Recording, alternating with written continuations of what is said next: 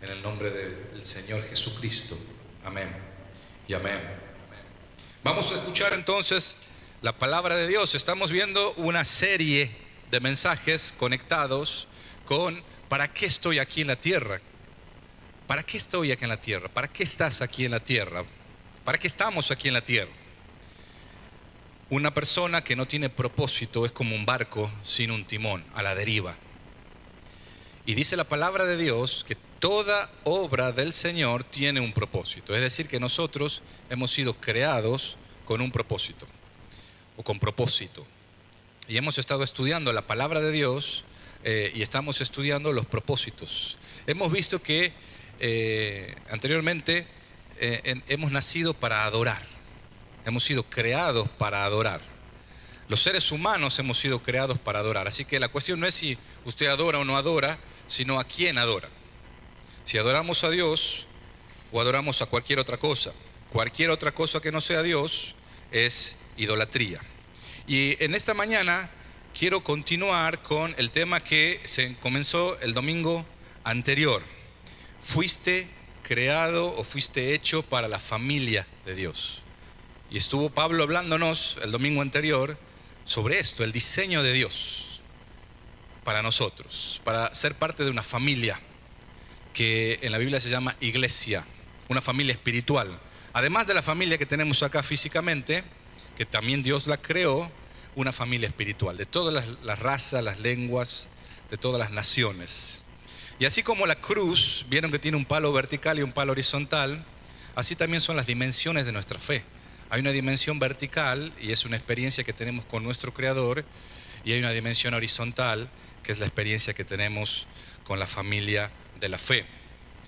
Y así como el palo vertical sostiene al palo horizontal en la cruz, así también nuestra relación con Dios sostiene nuestra relación con las personas. Dice el Salmo 133:1, qué maravilloso y agradable es cuando los hermanos conviven en armonía. Qué maravilloso y agradable. Nosotros hemos sido creados para vivir en comunión, y por eso la comunión es mucho más que asistir acá a los servicios dominicales. Esto es una parte, pero hay algo mucho más profundo, ¿no? Es experimentar la vida juntos, amar desinteresadamente, compartir con un corazón sincero, servir, hacer sacrificios, consolar, solidarizarse con los que sufren. Todo esto tiene que ver con la comunión. Y cuando nosotros hablamos de comunión, aquí sí que el tamaño importa. Nosotros podemos venir a adorar en una multitud, pero comunión la tenemos con grupos pequeños, con pequeños grupos. Ahí es donde nosotros podemos desarrollar la comunión. Por eso es tan importante, y por eso es que la iglesia trabaja así, trabaja con la comunidad toda, pero también con pequeños grupos. Es como un cuerpo. La Biblia compara la iglesia con el cuerpo. Somos el cuerpo de Cristo. Y así como en un cuerpo la vida está en las células, así también en la iglesia la vida está en los pequeños grupos, en los grupos pequeños que nosotros tenemos. Muchos de nosotros tenemos esa posibilidad de compartir con grupos pequeños en la experiencia comunitaria, ya sea en los estudios bíblicos que tenemos, ya sea en los grupos pequeños en las casas, por edades. Y esa experiencia nos ayuda. Dice esto la palabra de Dios. Acá hay una promesa tremenda para los grupos pequeños. Pues donde se reúnen 2 o 3 en mi nombre, yo estoy allí entre ellos, dijo Jesús. Mateo 18:20. 2 o 3 en mi nombre, yo estoy ahí con ellos. Y creo que nosotros podemos disfrutar de una comunidad o una comunión verdadera, pero también somos conscientes que muchas veces experimentamos una comunión falsa. Muchas veces nos ha tocado la experiencia esta. Yo quiero mencionar rápidamente, hay 4 características de una comunión verdadera. La primera, en la comunión verdadera lo que experimentamos es autenticidad. Autenticidad, esa es la primera palabra que yo quiero dejarles en esta mañana. Cuando somos honestos unos con otros, cuando compartimos las penas que tenemos, cuando nosotros compartimos esos fracasos también, que muchas veces nos pasa, cuando manifestamos dudas, Cuando nosotros reconocemos nuestros miedos, nuestros temores. Lamentablemente hay comunidades que las personas se ponen máscaras. Y esto nos puede pasar a nosotros también. Que nos pongamos máscaras aquí. Y que digamos, mira, está todo bien, no tengo ningún problema.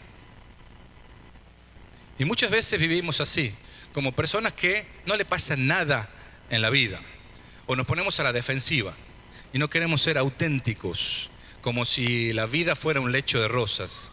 La vida de nadie es un lecho de rosas. Vivimos en un mundo caído, es un mundo malo, feo, donde le pasan cosas malas a personas buenas. Esa es la realidad. Y donde nosotros tenemos luchas, porque ninguno de nosotros es perfecto.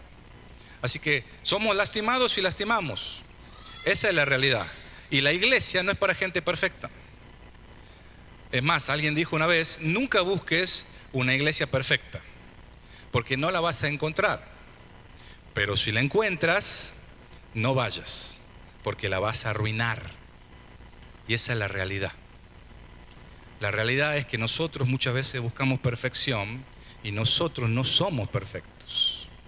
Esa es la realidad. Por eso es que necesitamos autenticidad. Mire lo que dice 1 de Juan 1, 7 y 8. Si vivimos en la luz, así como Dios está en la luz, tenemos comunión unos con otros. Y la sangre de Jesús, su Hijo, nos limpia de todo pecado. Si afirmamos que no tenemos pecado, lo único que hacemos es engañarnos a nosotros mismos y no vivimos en la verdad. Si nosotros decimos yo no tengo pecado, nos engañamos a nosotros mismos. La realidad es que somos pecadores y Dios nos ama. Esa es la definición de gracia más simple que yo escuché. Somos unos miserables, pero Dios nos ama. Y la autenticidad exige valor y humildad. Exige valentía de poder ser honestos y también humildad. Confiésense los pecados unos a otros y oren unos por otros para que sean sanados, dice Santiago. Esta es la experiencia de vida de la comunidad. No solamente autenticidad, sino en segundo lugar reciprocidad. Es un ida y vuelta. No voy yo a la comunidad para que los demás me den a mí. Es un dar y un recibir. Hay personas que a veces creen que la comunidad tiene la obligación de darles a ellos todo. Y ellos solamente vienen a recibir. Pero la verdad es que en una comunidad verdadera o una comunión verdadera experimentamos reciprocidad. Es el arte de dar y también de recibir. Dice Pablo en Romanos 1:12, cuando nos encontremos, quiero alentarlos en la fe, pero también me gustaría recibir aliento de la fe de ustedes. Esto dice el apóstol Pablo. Yo quiero ir a alentarlos, pero también quiero que ustedes me alienten a mí. Esto es lo que necesitamos, reciprocidad. Hay más de 50 pasajes en el Nuevo Testamento que se usa el pronombre unos a otros. Es una sola palabra en el idioma original, en el griego, que se traduce unos a otros y hay más de 50 pasajes. Alentados unos a otros, animados unos por otros, orados unos por otros, soportados unos a otros. Un montón, un montón. Y eso es reciprocidad, es vivir justamente el dar y el recibir. No solamente autenticidad y reciprocidad, sino en tercer lugar, compasión. Una comunión verdadera es una donde se experimenta compasión, hermanos. Compasión. Hoy se llama empatía esto, ¿no? Pero la Biblia habla de compasión, es poder sentir como el otro siente. Colosenses 3:12, dado que Dios los eligió para que sean su pueblo santo y amado por Él, ustedes tienen que vestirse de tierna compasión, bondad, humildad, gentileza y paciencia. La compasión satisface esa necesidad que todos tenemos de ser comprendidos, de que alguien nos entienda en nuestro dolor. Y hay diferentes momentos, ¿no?, para tener esta expresión de compasión. Muchas veces en los estudios bíblicos tenemos ese nivel de conexión con los hermanos y podemos compartir esa compasión. Otro nivel quizá más profundo cuando estamos sirviendo al Señor ahí en medio de las dificultades. Y un nivel mucho más profundo aún es cuando compartimos el sufrimiento, cuando estamos cerca de los que están sufriendo, de los que están con dolor, y usted y yo podemos estar ahí abrazándolos en el nombre del Señor. Y ahí hay una comunión muy profunda. Ayúdense a llevar los unos las cargas de los otros y obedezcan de esa manera la ley de Cristo. Gálatas 6:2. Ayúdense unos a otros. Eso es compasión. Y en cuarto lugar, misericordia. Fíjense, autenticidad, reciprocidad, compasión y misericordia son las características de una comunión verdadera. Misericordia. Colosenses 3:13, sean compasivos con la falta de los demás y perdonen a todo el que los ofenda. Recuerden que el Señor los perdonó a ustedes, así que ustedes deben perdonar a otros. Eso es misericordia, es cuando la misericordia triunfa sobre el sentido de justicia que tenemos. Renunciamos a nuestro derecho legítimo de vengarnos y decidimos liberar el poder del perdón en otros. No puede haber comunión sin perdón. Necesitamos de la misericordia de Dios, y eso es lo que nos motiva, justamente esa misericordia que Dios nos da a nosotros, a poder ser misericordiosos con otros. Yo nunca me voy a olvidar un hermano, un amigo, no está aquí con nosotros, ya está en otra provincia, pero él dijo: yo no puedo decir que Dios no existe, porque ustedes me abrazaron en su nombre. Para él era eso una evidencia muy profunda del amor de Dios. Personas que cuando él vino de otra provincia a estudiar aquí, lo amaron en el nombre del Señor. Misericordia. Estas son características de una comunión verdadera. Y dice la palabra de Dios, Pablo nos pide que estemos solícitos en la carta de Efesios en guardar la unidad del Espíritu. Y entonces ese pasaje es muy profundo, porque habla de dos cosas. Habla de algo que no puede ser creado por nosotros. Nosotros no podemos crear unidad, el ser humano. Muchos lo han intentado y han fracasado miserablemente. Eso es algo que Dios crea. Dios a través del Espíritu Santo crea unidad. Pero lo que nos pide a nosotros es que la cultivemos. Y esa sí es nuestra responsabilidad. Es responsabilidad de los seres humanos cultivar esa comunidad, esa comunión. Solícitos en guardar la unidad del Espíritu. Dice otra traducción: hagan todo lo posible por mantenerse unidos en el Espíritu y enlazados mediante la paz. A veces no sabemos cómo hacerlo, sobre todo si hemos crecido en familias disfuncionales, en familias donde no había armonía, no había comunión. Quizá pueda ser la experiencia de muchos de los que están acá y de los que nos están viendo por YouTube.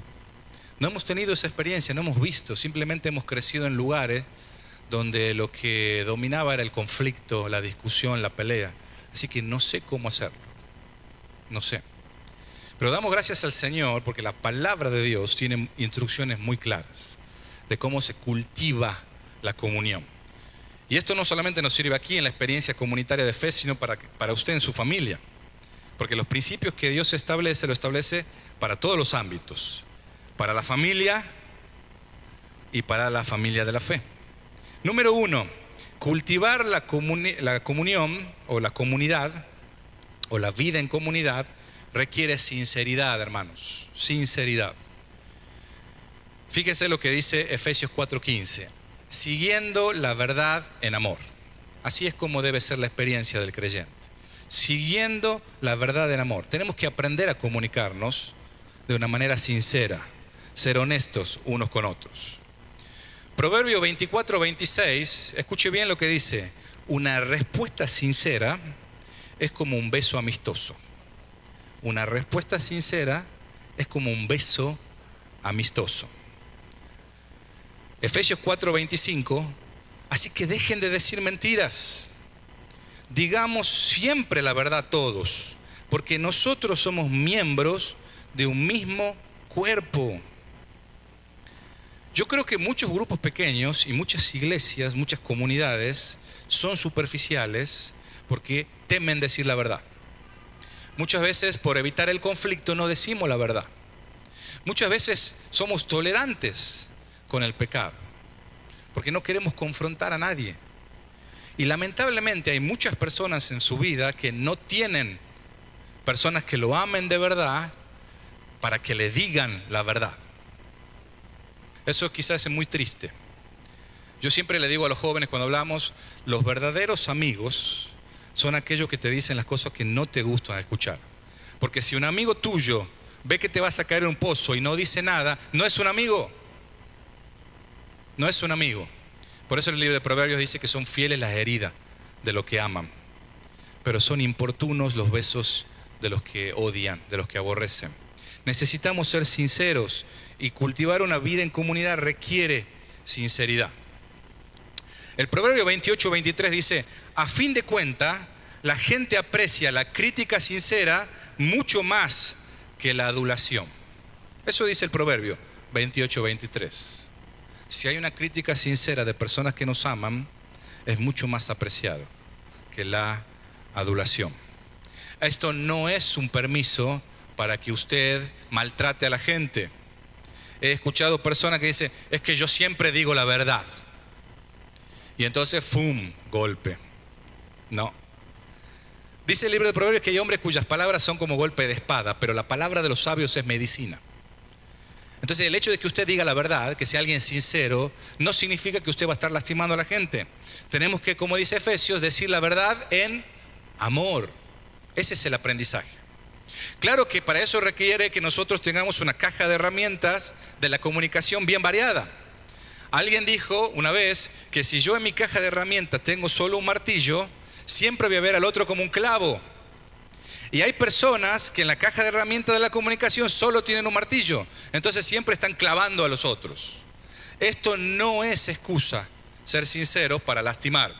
Nunca, dice Pablo a Timoteo, en el capítulo 5 de 1 de Timoteo 1 y 2, nunca le hables con aspereza a un hombre mayor, sino llamarle la atención con respeto, como lo haría con tu propio padre.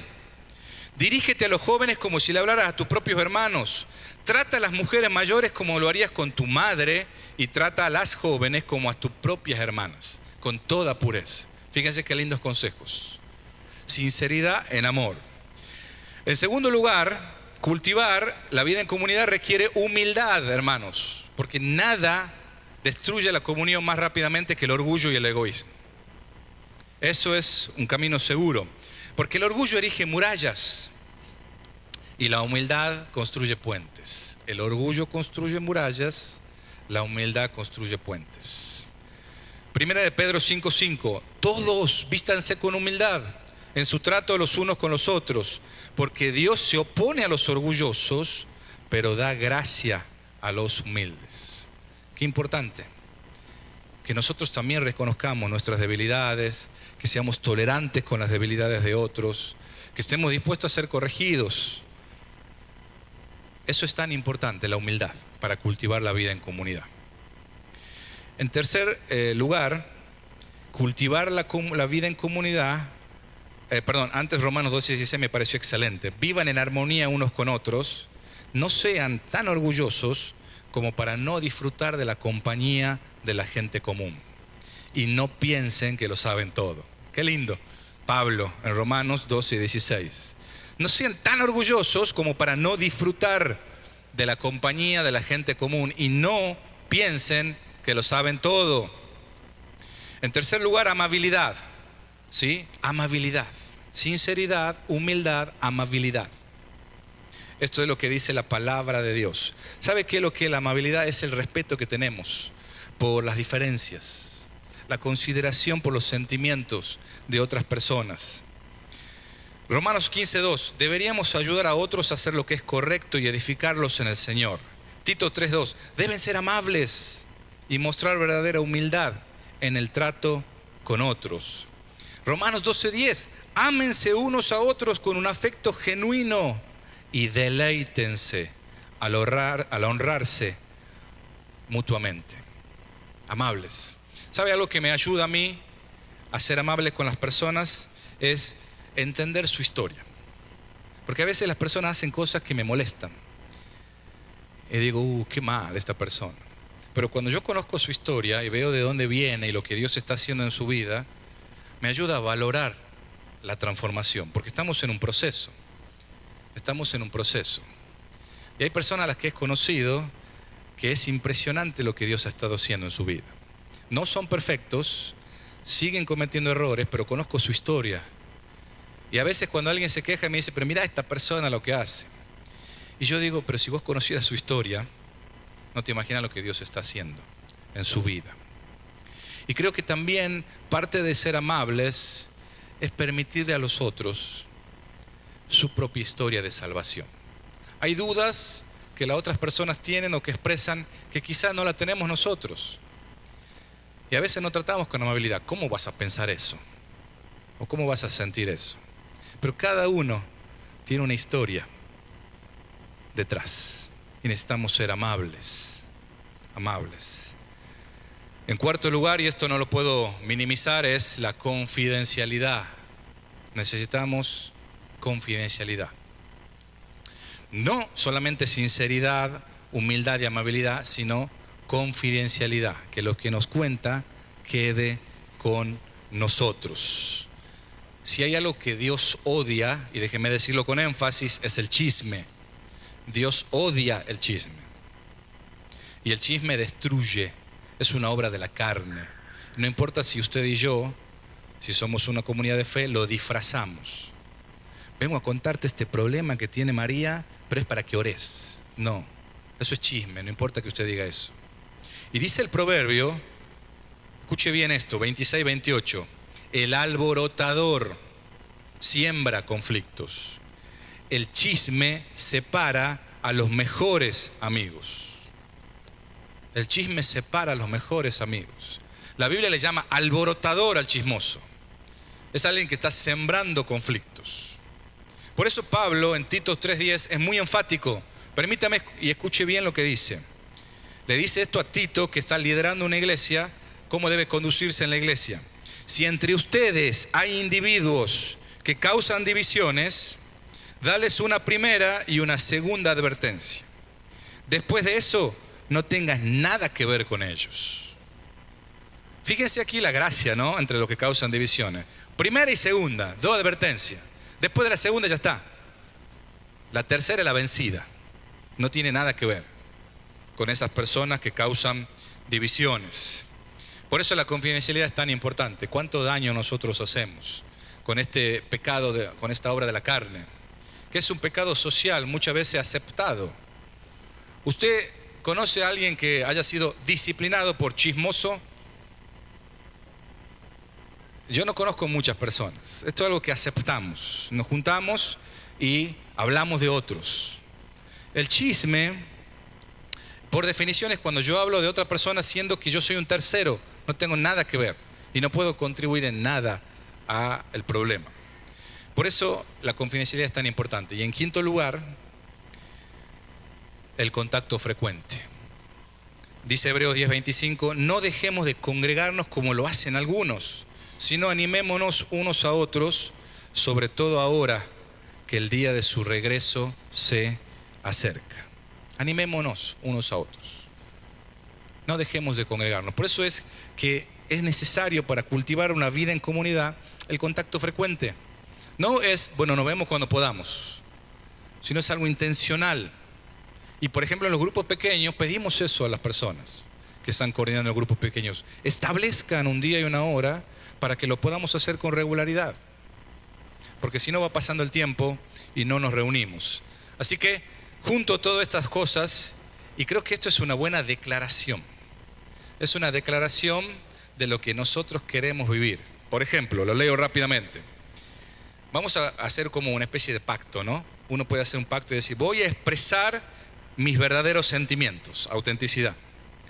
Voy a animarme y a ser animado, reciprocidad. Voy a apoyar y a ser apoyado, compasión. Voy a perdonar y recibir perdón, misericordia. Voy a hablar la verdad con amor, sinceridad. Voy a reconocer mis debilidades, humildad. Voy a respetar nuestras diferencias, eso es amabilidad. No voy a andar en chismes, confidencialidad, y voy a hacer de mi grupo pequeño una prioridad. Eso es frecuencia. Estas 9 cosas son tan importantes para cultivar una vida en comunidad. ¿Sabe qué es tan importante la iglesia? Que la Biblia en el Nuevo Testamento es la estrategia de Dios. Jesús en Juan 17 oró que sean uno. Yo te pido por los que han de creer en mí por la palabra de estos, orando por sus discípulos, para que sean uno como tú y yo, que ellos también sean uno para que el mundo crea que tú me enviaste. Así lo resumió Jesús en Juan 17. Por eso es tan importante. Hemos sido creados como seres relacionales. Por eso es que estamos tan mal, cuando estamos peleados, cuando estamos enojados con las personas. Porque Dios es un ser relacional y Él nos creó a su imagen y semejanza. Cuando las personas están en el lecho de su muerte, ¿de qué se arrepienten? No se arrepienten de haber obtenido más logros, sino de haber pasado más tiempo con los seres queridos. Porque nos damos cuenta, en ese momento tenemos perspectiva de que lo más importante aquí en la tierra son las relaciones. Filipenses 2:2 dice Pablo: hágame verdaderamente feliz, poniéndose de acuerdo de todo corazón entre ustedes, amándose unos a otros y trabajando juntos con un mismo pensamiento y un mismo propósito. Y en Romanos 15:5 dice que Dios, quien da esa paciencia y ese ánimo, los ayude a vivir en plena armonía unos con otros, como corresponde a los seguidores de Cristo. Me gusta esta expresión, como corresponde a los seguidores de Cristo. Si nosotros queremos experimentar la bendición de Dios y que nos conozcan como sus hijos, tenemos que aprender a ser pacificadores, a restaurar relaciones. Dice Jesús: bienaventurados los pacificadores, porque ellos serán llamados hijos de Dios. Usted sabe que usted ve un padre y un hijo y dice: este es hijo de su padre porque se parece. Bueno, ¿cuál es la característica que identifica a un hijo de Dios con su padre? Es ser un pacificador. Otra traducción dice: los que procuran la paz. Acá no está hablando de los pacíficos, no está hablando de bienaventurados los tranquilos, los que no hablan, no, está hablando de pacificadores. Son personas que procuran la paz. Por eso un pacificador o trabajar por la paz no significa evitar conflictos o huir de los problemas. Jesús nunca huyó de los problemas y nunca huyó o tuvo miedo de hablar de eso, porque eso sería cobardía. Tampoco trabajar por la paz es siempre ceder. Jesús no siempre cedió en sus convicciones. Tampoco es dejarse pisar o permitir que los demás lo pasen por encima. Eso no hizo Jesús. Tiene que ver con restablecer, con conectar, con restaurar relaciones, con desatar el poder liberador del perdón, con conciliar. Por eso, solo cuestiones prácticas y rápidos. ¿Cómo yo restauro una relación? Quizá en este momento hay ahí una información en su corazón de que hay algo que no está bien con alguien. Lo primero que dice la palabra de Dios es que tenemos que hablar con Dios antes que con la persona. ¿Sabe que Santiago 4, versículo 1 dice: ¿de dónde vienen los problemas, los conflictos entre ustedes? Y Santiago no coloca el problema en el otro, ni en su historia, ni en sus padres. Dice: los conflictos y los pleitos entre ustedes vienen de su interior, de sus pasiones que combaten en sus miembros. Muchos de los deseos, de los anhelos no satisfechos provocan conflictos, porque yo espero que el otro los satisfaga. ¿Y sabe qué dice en el versículo 2, Santiago? Ustedes desean y no tienen porque no se lo piden a Dios. Primero tenemos que ir a Dios. Hay cosas que ni tu cónyuge, ni tu amigo, ni tu compañero, ni tu papá, ni tu hijo van a poder satisfacer. Hay ciertas necesidades que solo Dios puede satisfacer. Y si seguís esperando que esa persona que está a tu lado la satisfaga, siempre vas a estar enojado con él o con ella. Por eso tenemos que hablar con Dios en primer lugar. Y luego tomar la iniciativa. Dios siempre nos llama a tomar la iniciativa. Si hay algo que está mal, tenemos que ir nosotros y hablar del asunto. Es tan importante que Jesús dijo: mira, si vos estás por presentar una ofrenda y te acuerdas que alguien tiene algo contra vos, andá y hablarlo. Y recién volvé y presentá tu ofrenda. Tenemos que tomar la iniciativa. No solamente tenemos que tomar la iniciativa, sino ser comprensivo. La comprensión. La comprensión es tan fundamental. Dice: ni siquiera Cristo vivió para agradarse a sí mismo. Como dicen las Escrituras, los insultos de aquellos que te insultan han caído sobre mí. Romanos 15:3. También tenemos que confesar nuestra parte en el conflicto.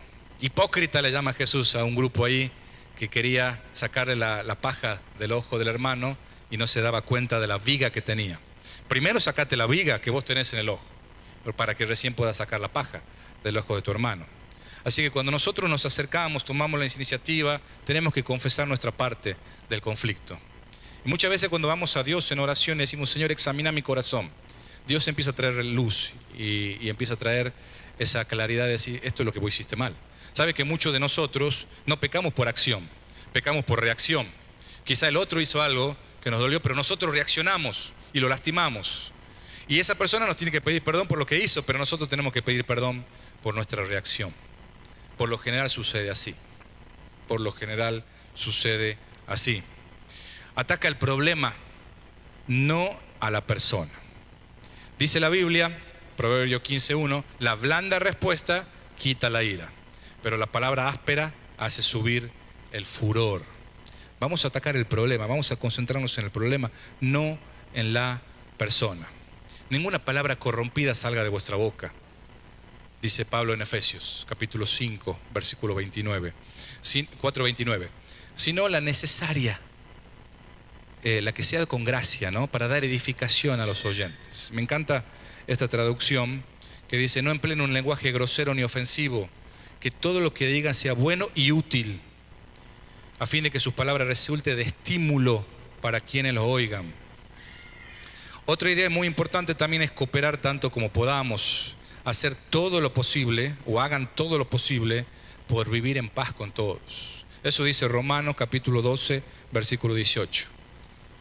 En cuanto dependa de ustedes, traten de estar en paz. Hay veces que no se puede, pero por lo menos nosotros hicimos el esfuerzo.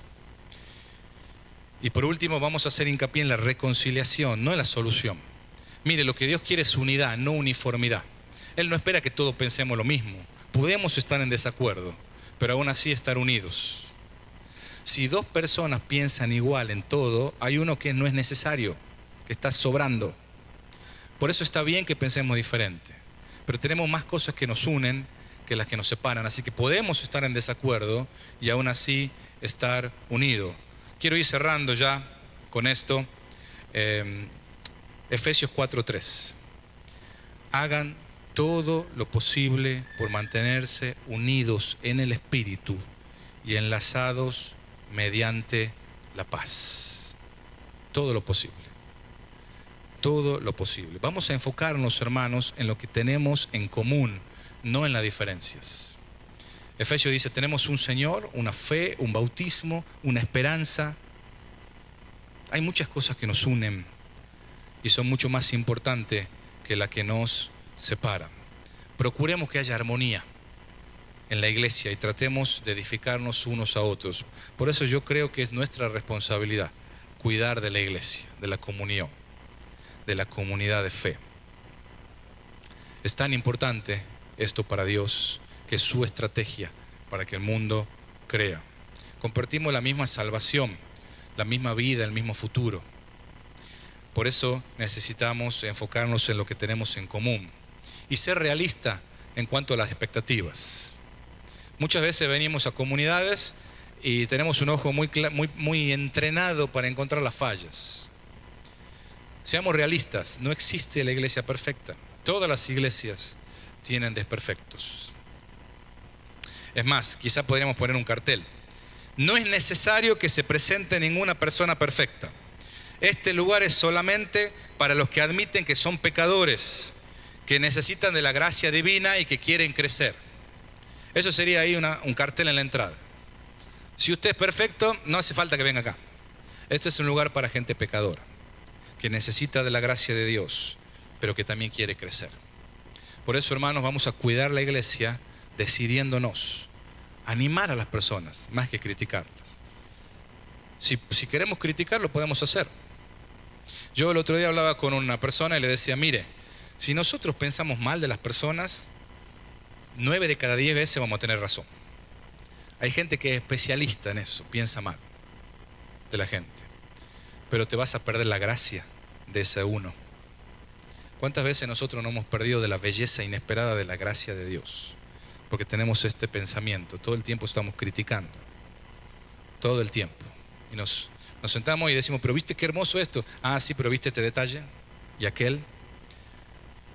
No seamos esas personas que encuentran puntos negros en las hojas blancas.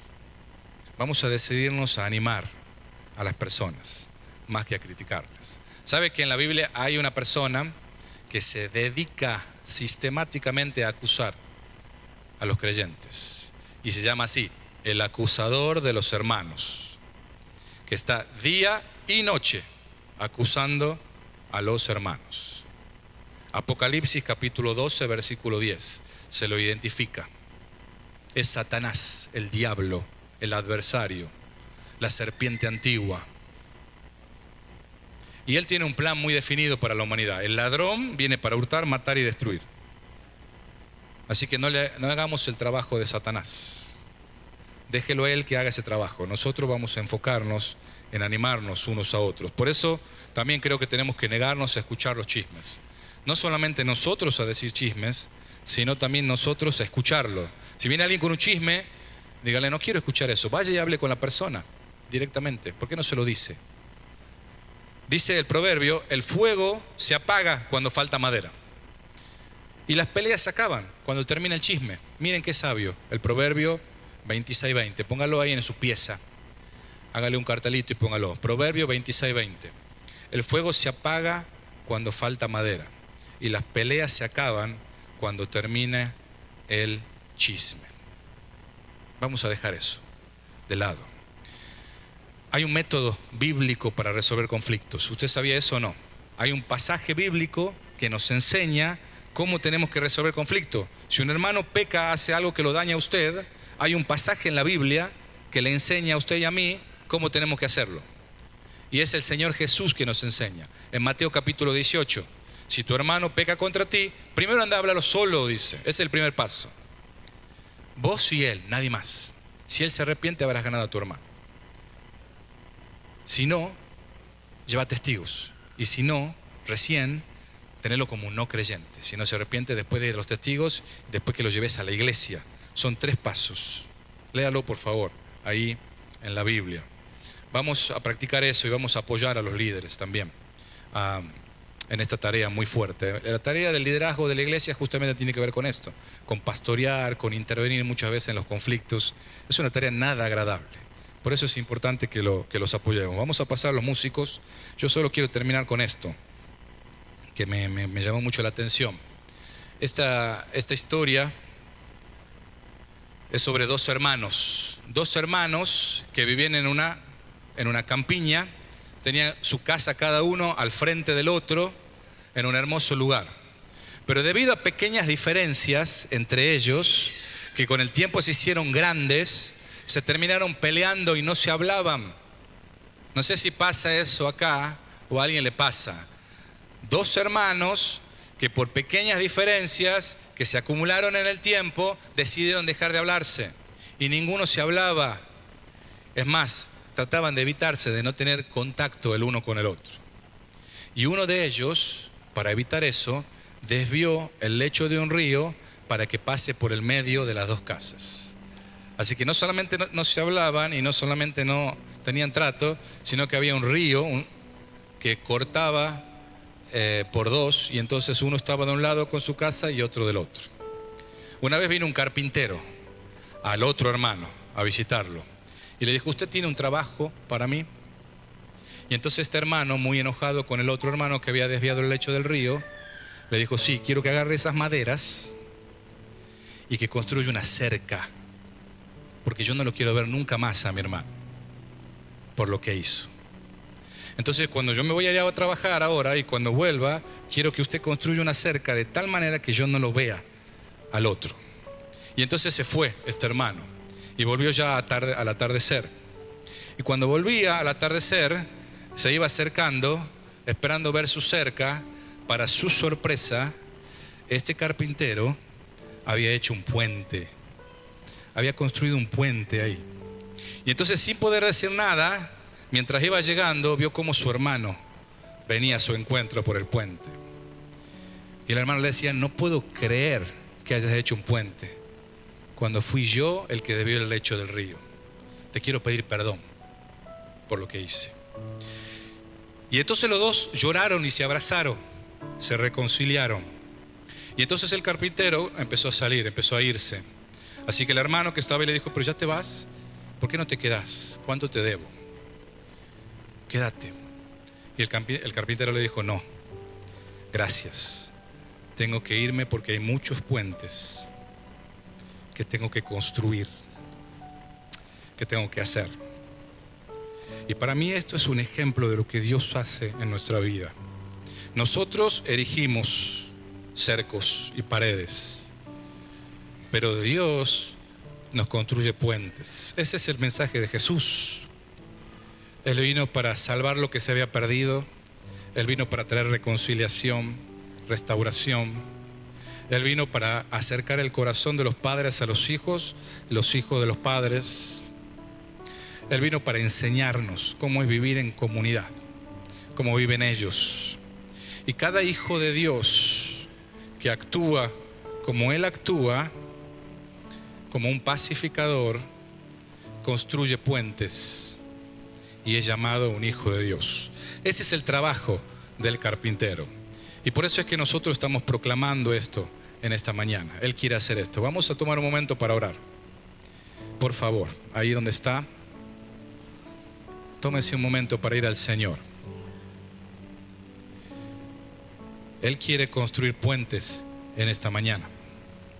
Hemos sido hechos para una familia, la familia de Dios, y para vivir en comunión los unos con los otros.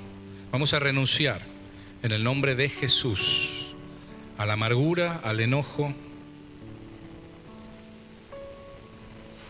Vamos a pedirle al Señor que nos ayude a construir puentes en nuestras propias vidas y a ser pacificadores, a poder ayudar a otros a construir puentes.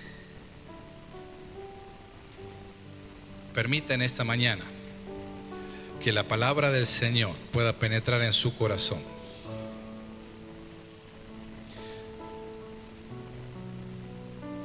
Me decía un joven en la consejería: antes pensaba que iba a vivir hasta los 100 años, pero me he dado cuenta que la vida es tan corta que no vale la pena pasar ni un minuto peleado de mis seres queridos.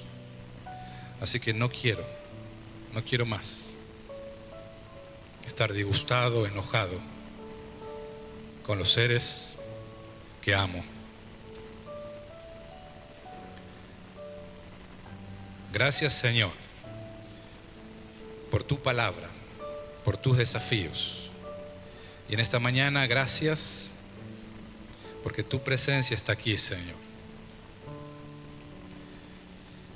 Y gracias, Señor, porque sabemos que eres un constructor de puentes.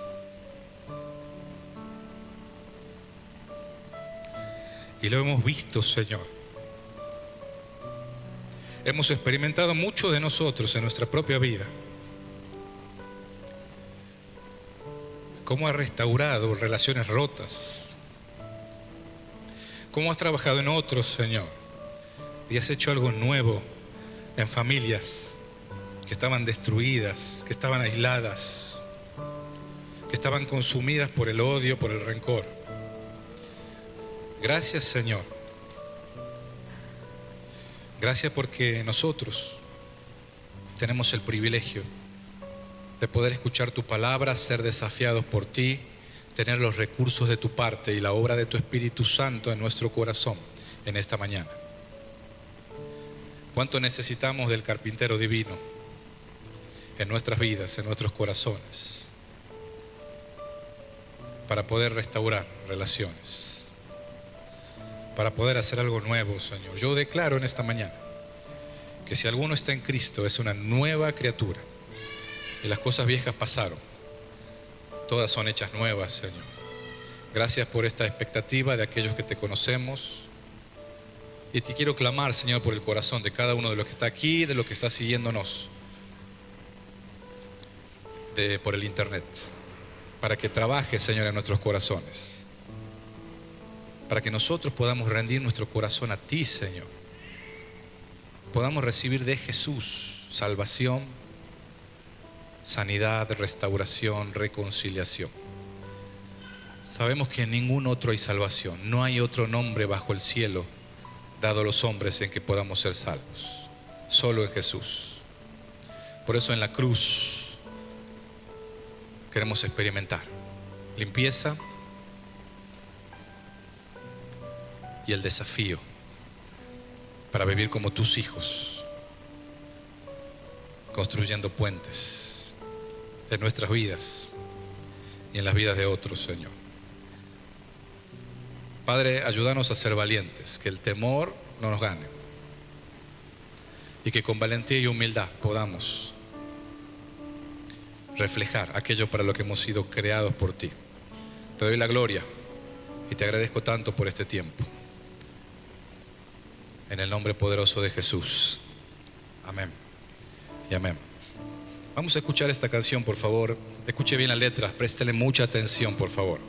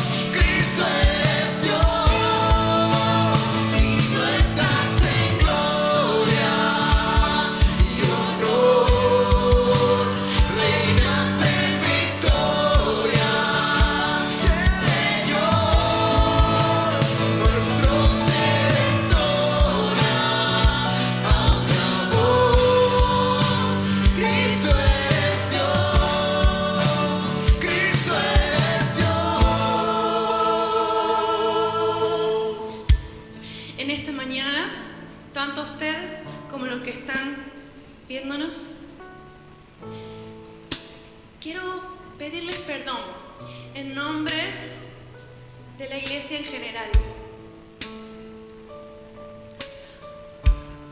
Muchas veces nos equivocamos como iglesia y créanme, yo veo a mi esposo, a los ancianos, me veo a mí misma.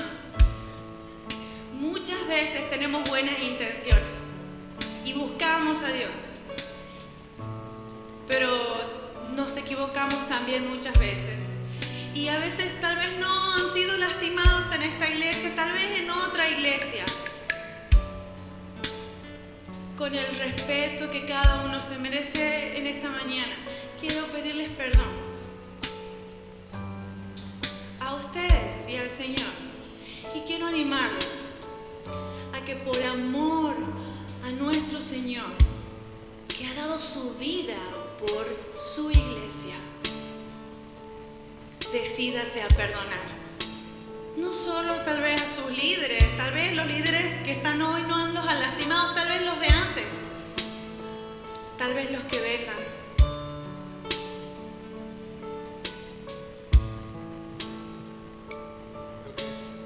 Es un tiempo de desafío de parte del Señor para todos nosotros en esta mañana, para poder reconciliar, hermanos. Hemos vivido un tiempo difícil. Sé que ha habido mucho enojo quizás en muchos por las injusticias. Permitamos en esta mañana